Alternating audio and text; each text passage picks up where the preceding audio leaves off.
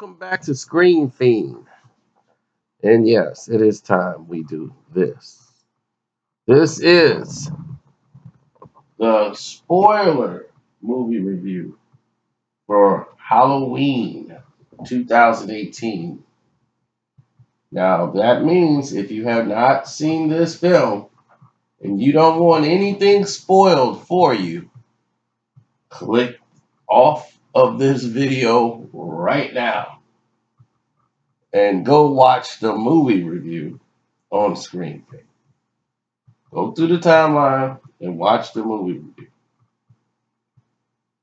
Because this spoiler review is going to spoil it for you. If you don't care either which way it go, you just want to hear the video, then away we go. Well, where should I continue? Where should I go? You know what I mean? Where should I start? Let's start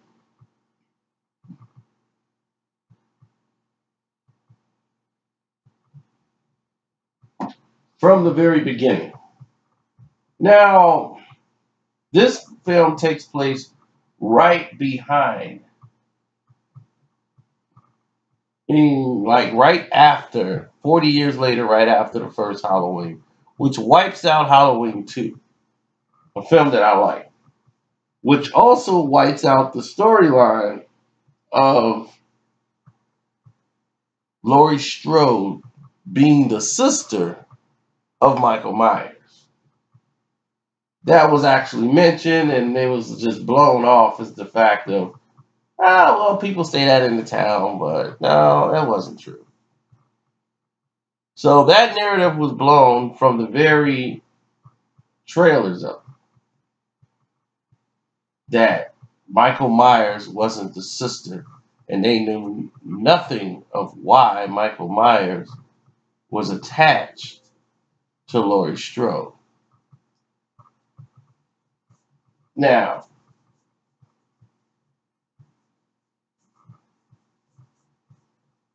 Michael Myers in a mental facility, right? And while Michael Myers is in this mental facility, these journalists come who's doing a report on the story, 40 years in the making. They're coming there to do this report on Michael Myers. Michael seems to be in compliance with everything they're doing at the hospital. No problems. Nowhere up and down the pipe.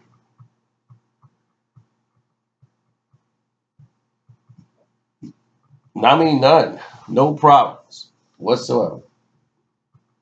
Then these guys show up and they have the mask of the night. All this stuff happens. How in the world are you going to get access to that mask? But that's neither here nor there. They get access to this mask. Now I'm wondering, what is the doctor doing allowing this guy to badger the patient to try to get him to speak?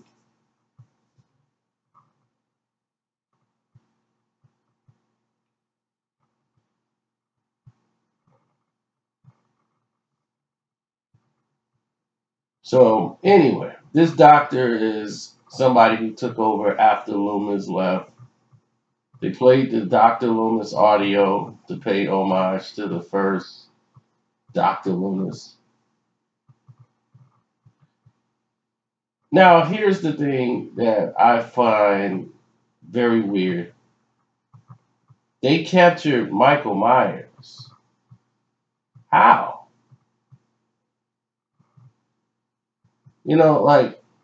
How? He was shot 6 times. He fell out of the window. He disappeared. Well, somebody came, just like, kind of looks like Michael Myers. What, he passed out? So if this taking place right after Halloween, I mean, where is he? You know, where did they find him? He just automatically back in the nut house after killing 5 people? But anyhow, 40 years later, he escapes naturally. We find Laurie Strode living still in Haddonfield after all of this trauma and everything, and you got PTSD.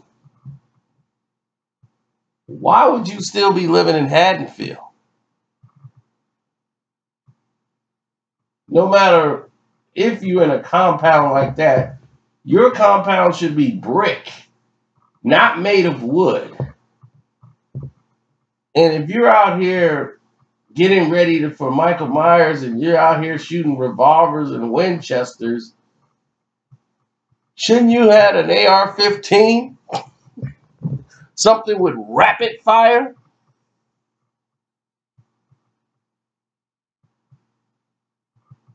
You're out here with pistols going up against Michael Myers.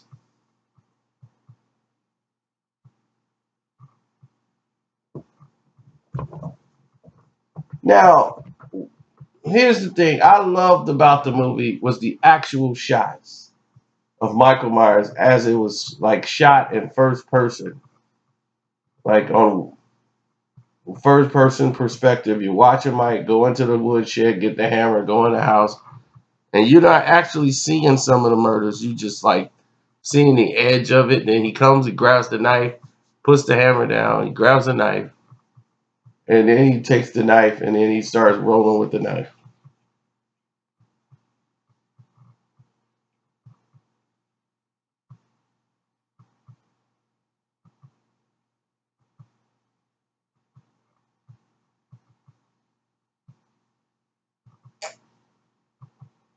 Now, these scenes were done, I think, very properly. And where's this weird detective or guy who's in charge of the police department who puts, they know Michael Myers free, right? And I love that gas station scene. I thought that was perfect. It paid homage to a lot of the Halloween movies. That paid a lot of homage to the Halloween 4 when he was at the restaurant, or it was a restaurant slash automobile and auto shop.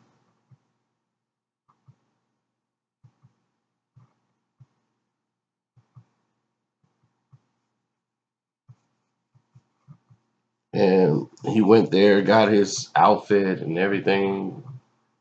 And it was just like here. He went there, beat this guy up, took the uniform, got dressed, got out of those clothes he was in, took the boots.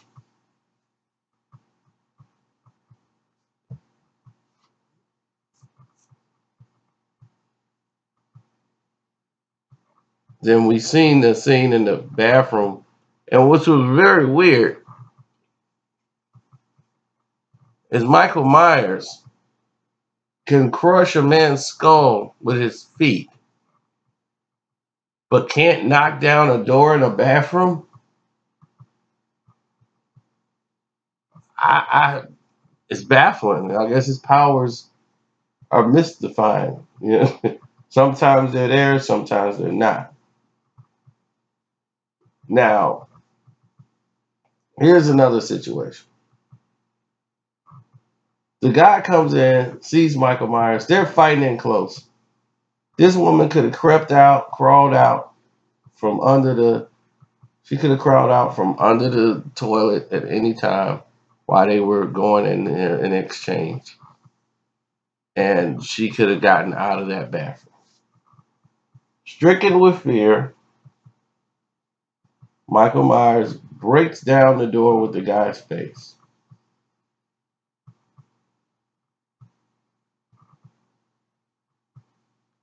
crushes her neck, and already within like before he hits Haddonfield, he's already got a body count that matched the first Halloween.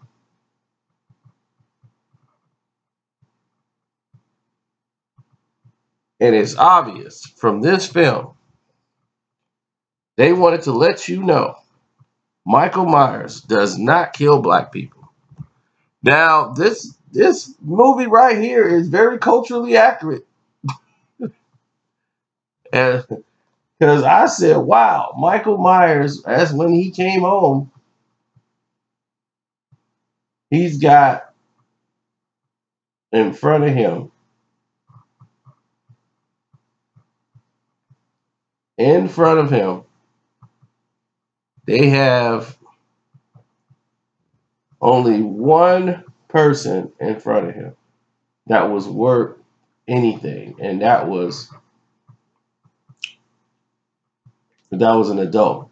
You know, they had the classic scene where the kids running to him, like on Halloween, and he was right there on the streets. But the black woman is getting in the car. Her boyfriend's coming out. And she's right. Michael Myers is right in front of her. He looks at her. She gets in the car. He looks at the window. Go, oh, white woman. And that's all he needed to see. He goes up the steps. He looks in the window. She likes she's by herself. Let me go around to the back. So he comes out and just viciously stabs the woman in the neck. Very powerful scene. And that's what this movie had. It had a lot of great scenes that was in the movie. Like the fact that he was in the closet, I think they did a good job with drawing the suspense there. But we saw that part in the trailer. Then the Jurassic Park scene, you know,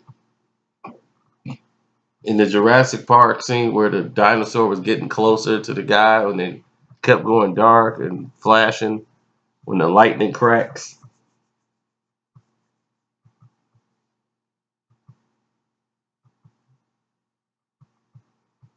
So, anyhow, they had a scene like this with the motion lights with Michael Myers, and I felt that was great.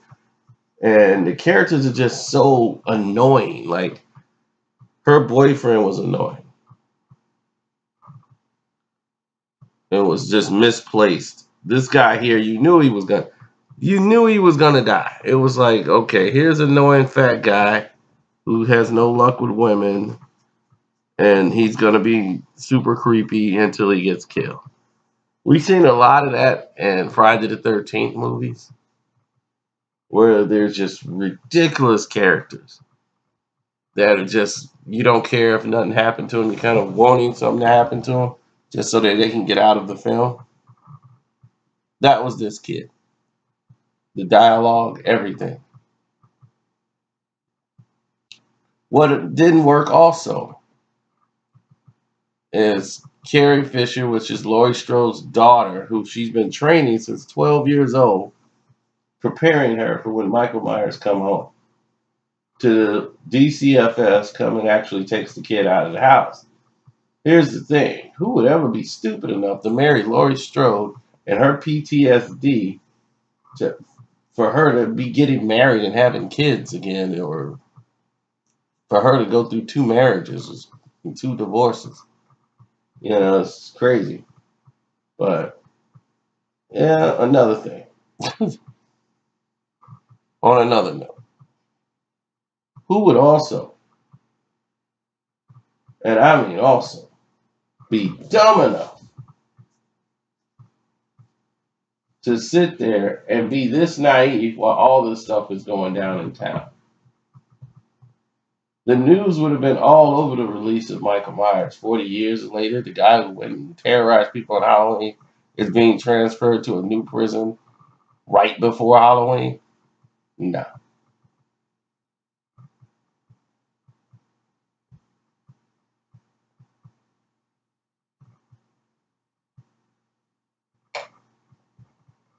And then we continue. A lot of things that didn't make sense.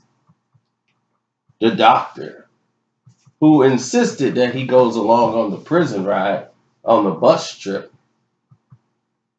Michael Myers is my person until he's not. I'm going to be with him the whole ride. I said, yep, he's dirty. He's dirty.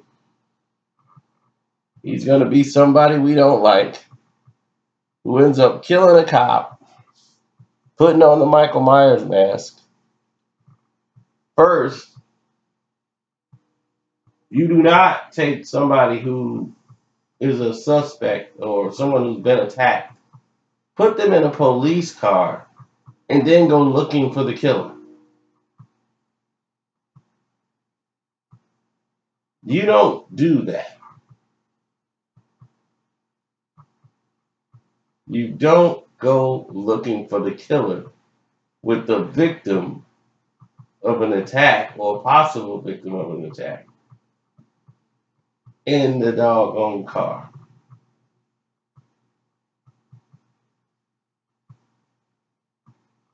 But this is a movie. So they actually run into Michael Myers. Doctor kills the cop, puts Michael Myers' body, carries Michael Myers' body into the car. Now, the moment he opened the door, she should have been pushing that door to get out of there and take it off on foot to get away from that crazy doctor. But no, they don't do that.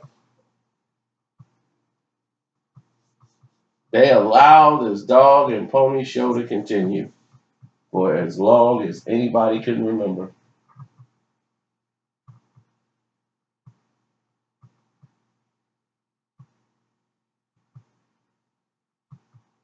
And the fact that Michael Myers comes to in the car, and you're like, oh my God, what could be the worst situation? Because you can't get out of that car. You locked in a police car, and Michael Myers is in the back. And the crazy, goofy doctor, Michael Myers, he turns around, he wakes up in the car, he looks at the girl, then he looks at the doctor, and just goes off on the doctor. Michael gets out of the car after kicking the doggone car and kicking the fence, gets out of the car, drags the doggone guy out of the car, which I don't know how Michael opened the car door to get out, unless he went out through the driver's side. Pulls the guy out and is only concerned about him.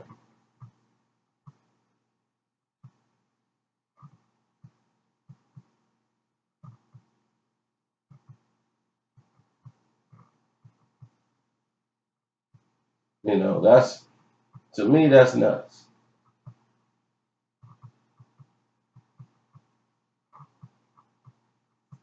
But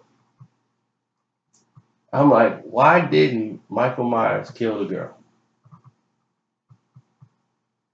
So she's supposed to be ready for the final comeback. You know, the final, this is it. We're going to go to war.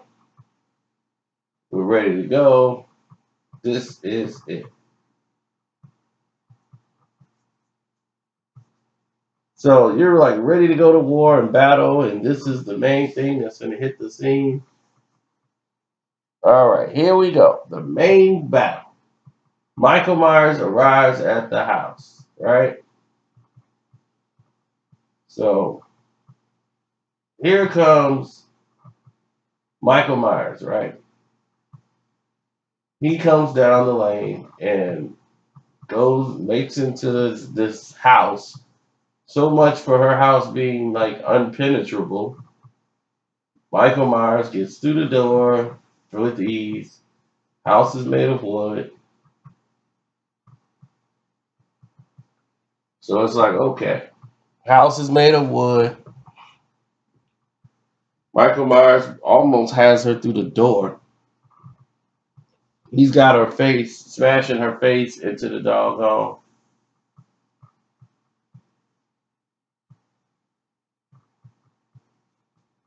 You know, smashing his face into the doggone door. She should have been gone right then and there.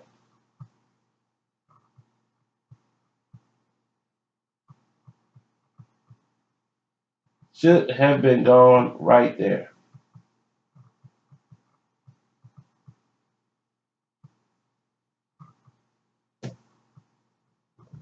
So, crazy.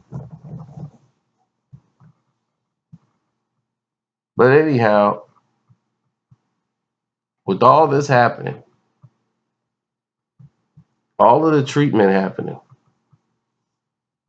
as far as getting her mentally prepared, this was the dumbest plan I've ever seen in my life. This plan was stupid. I mean, they got a thing in the kitchen, right? Like it's a trap door that leads to a basement where they got a bunch of revolvers and food preservatives down there. And if it's the plan was to lock Michael Myers into the place, that means Michael would have to come down there. You would have to shoot him, trap him, and then burn the place up. That is your strategy? Lock all these doors so he couldn't get into the other rooms. And you're walking around with a long shotgun revolver. So here's the thing. She locks her daughter down there. Then she goes down there. What was the point of Laurie Strode going down in the basement, locking herself down there when she already has her weapon and her shotgun in her hand? You should have stayed there and waited till Michael come in the house. He could only come in through the front door.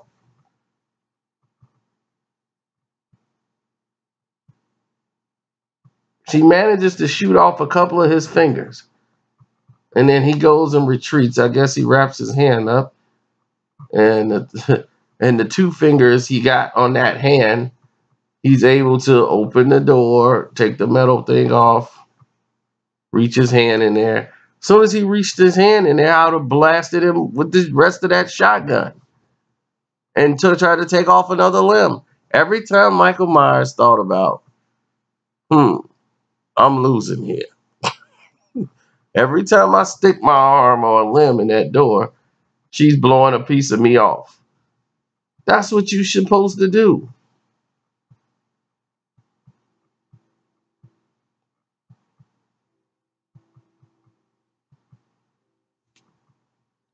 I mean, you should have had something that cocks back from the barrel if you're going to spend all your money on guns. It just made zero sense to me why that took place in that manner.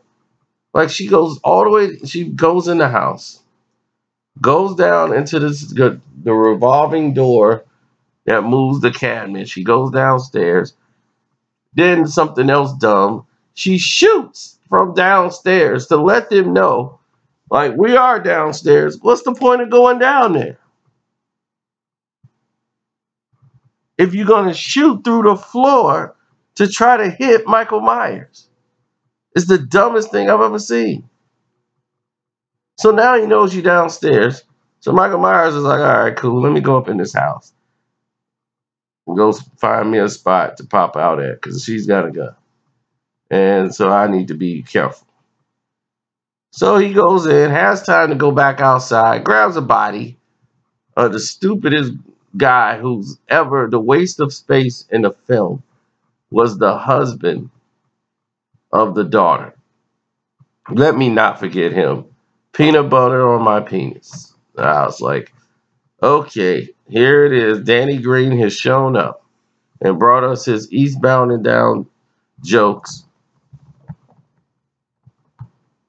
and brought them right to the table. So we got Kenny Powers' character right here on the screen. Right? Character that didn't work. Comedy. I'll be back, honey. I gotta get this peanut butter off my penis. So, yeah, he was too much. The black kid who was being babysitted. Now, he actually worked for the film, for the crowd. Crowd loved him.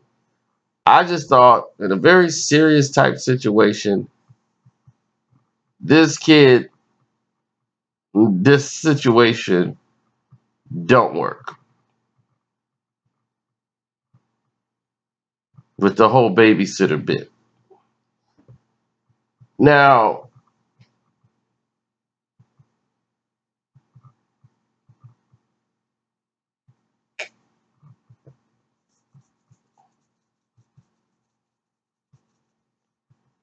another thing, when she shot Michael coming out that house the first night, when Michael was walking and she just actually got a shot off and hit him as he was walking.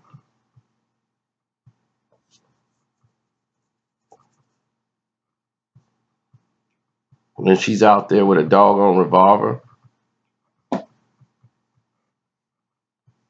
fighting against Michael Myers.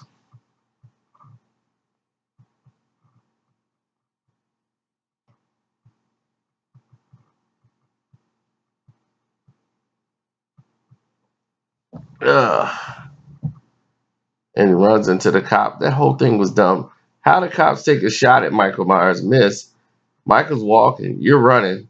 You run up behind him, you can't catch Michael before he gets out of the door. He's walking.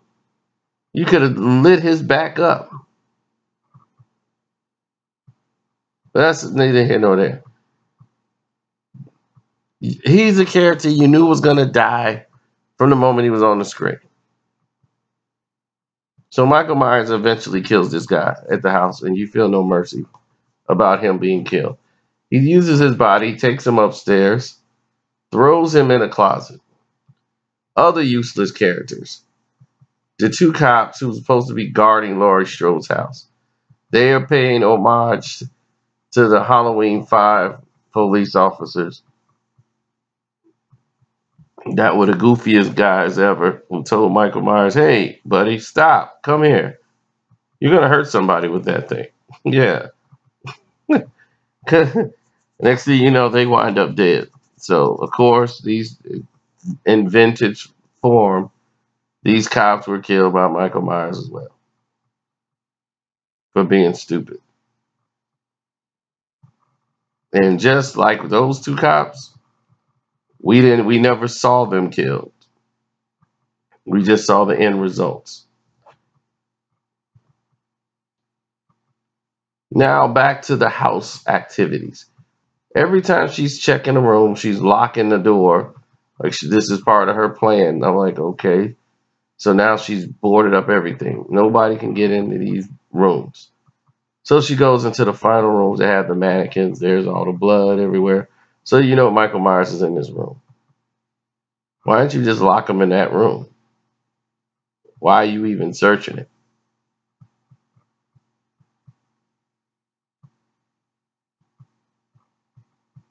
You could have locked Michael Myers in the room. Well, he probably could have got out over the balcony. But anyway, she goes in. She's checking everything once or twice. Then she runs into who? Boom! Michael Myers knocks over one of the mannequins he was hiding behind as he's not in the closet. He's choking her out with the gun. This man has choked out everybody with his bare hands and broke necks. He even killed a kid with one hand around the kid's neck. Just broke the kid's neck. Which I was like, ooh, this is a new twist. Mike don't normally kill kids. Like, he wasn't thinking about killing that black kid.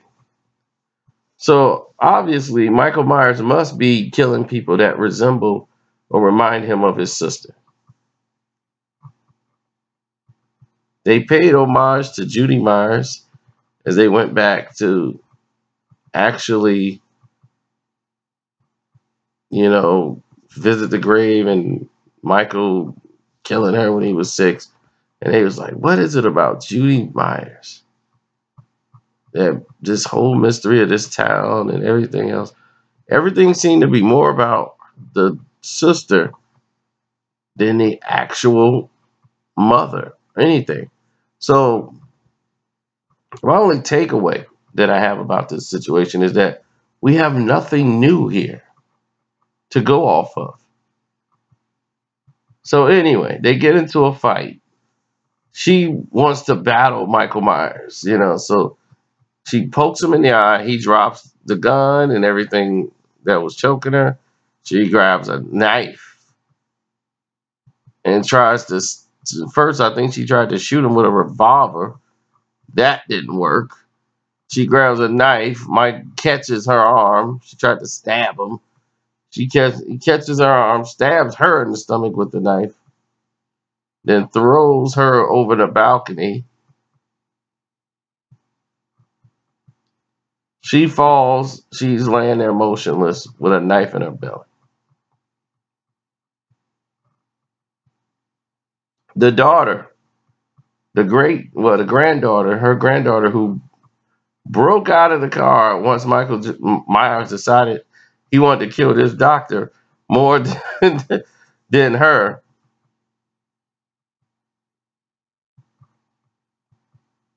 And let her just roam free.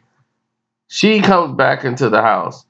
She sees blood all over the doggone stairwell. She sees blood all in the house, and her response, she just left Michael Myers at the end of the road, so you know he's out there. You go in the house, Mom, Grandmother. It's like, what? You see the blood. Why are you screaming in this house when you know there's a killer down the damn road who's probably beat you to the house?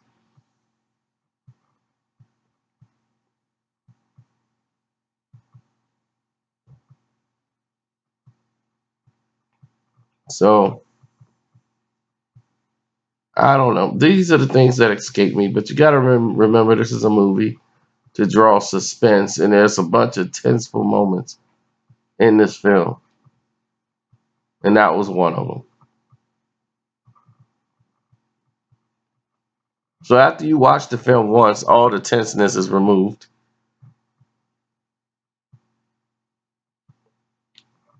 And it just becomes a regular movie with a lot of questions.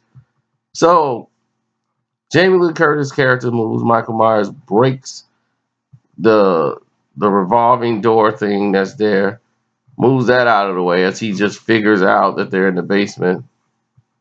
And before he goes down, he's waiting to hear